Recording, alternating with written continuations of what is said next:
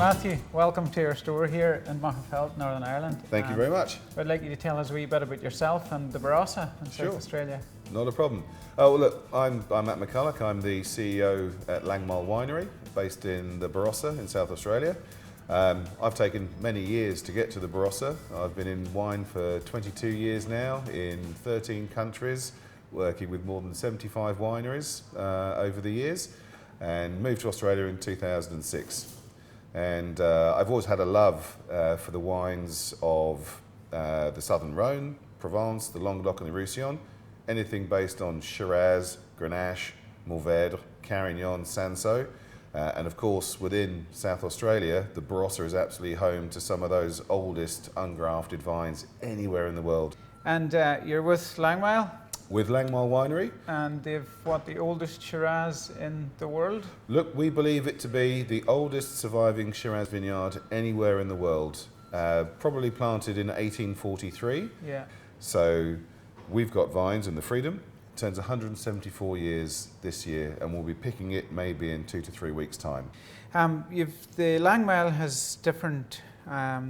They have the Freedom, which we've just talked about. Then they have Jacquemins, the Fifth Wave. Do you want to talk us through some of these different wines that you've got? Sure. We kind of separate our ranges into 3 tiers, if you like.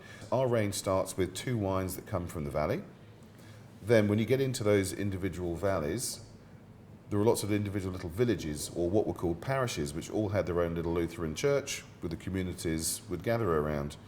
So we go from valley to the village, and then we go down to the Old Vine Garden series, which is based on individual vineyards. Right, what are we going to start with, Matt? What we have here, and this is to show how well Barossa Shiraz can age. This is one of the only 2006 Freedom Shirazes anywhere, I reckon, in Europe. I smuggled this in my bag just to bring to you so we could have a quick Excellent. taste of this today, because I was told that you have got a very discerning palate. Very good. So, lovely colour. It's an 11-year-old wine now. Yeah. Not purple anymore, but still, I know, isn't orange, hasn't gone brown. You can still see there's life in it. Very pronounced, isn't it? It's fabulous. It's got that really beautiful kind of secondary and tertiary flavour. So imagine that you got your primary flavours would be your like black fruits and spice and chocolate and oak of youth. Yeah. You then get the secondary characters as the sort of fruit fades and those different leathery sort of gamey characters come up, and those get accentuated as the wine gets to, 10 plus years old.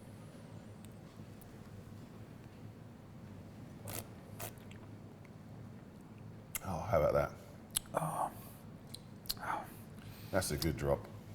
That's Even if it's our own drop. So there are very few mature Barossa wines you can find. Now, I think you've got some of the 2007. I have, yep. Which is coming up for 10 years old. Yeah. For me, Barossa Shiraz really starts to sing as it gets that 10-year-old mark. Yeah. And these days, it's very difficult to find it because most people don't have cellars at home. They might not have gone to expense of a wine fridge. Yeah. So for the average drinker to find a 2007 Shiraz that they can buy off the shelf, take home, crack open for, 50th birthday, 40th birthday, or, as we do, just because it's Wednesday. That's right. Any excuse. Any excuse. Any excuse. Within the Barossa, we've also got a lot of very old vine Grenache. Grenache and Shiraz are like partners. Like you go to Bordeaux, you've got Cabernet and Merlot. You go to the Rhone, we go to the Barossa. The 2 partners there are Grenache and Shiraz. However, for the sake of today, we're going to look at these as 2 separate wines. So I thought we'd have a look at the 2015 Fifth Wave Grenache. This is an estate vineyard in the south of the Barossa. Vines that are aged 35 years and older. So you can see from the colour, it's not over extracted, you can see through it. You can still, it's got that fantastic, lovely, juicy red fruit and spice that you get from Grenache, and that lovely warmth and generosity, because it's a big berry with thin skins. It gives wines that are rich in alcohol and flavour, but just really juicy. But it's not big, it's not heavy. It's very easy drinking. It's not clumsy. Yeah.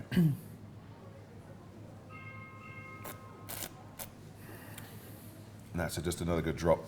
And this shows what Barossa could look like in youth. And it all depends on how you like your wines. If you like that kind of more mature, where the primary fruit has faded, go for an older Barossa wine. Okay, that's lovely. That's very good. That's the Grenache. So are we going to try another one, Matt, are we? Should we? Why not? Three's a charm? Yep. Excellent, okay.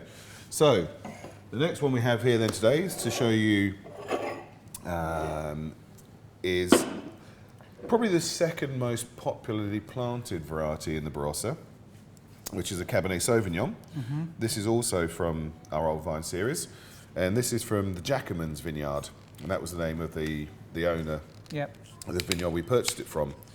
So in the Barossa, as a region, it's 13,500 hectares, which, put that into context, that's about a quarter or a fifth of the size of Bordeaux. Yeah. So again, you see much deeper colour here Yeah. than the Grenache. Much deeper. You yeah. can't see through this because Grenache is, big berries, thin skins. This is Cabernet. Much deeper They are in colour. like ball bearings. They're small, tight, and hard. They've got that lovely kind of blackcurrant and violet, Yeah. and even a bit of eucalypt, because that's part of our terroir. Is the eucalyptus from the trees. Yeah.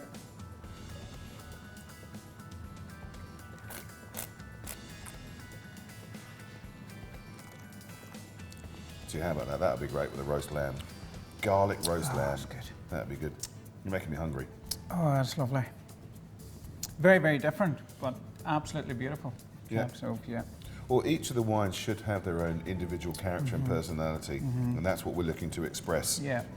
Because these are based on vineyards, on particular types of soil, made in a particular way, and you want them to stand out. You want them to look different.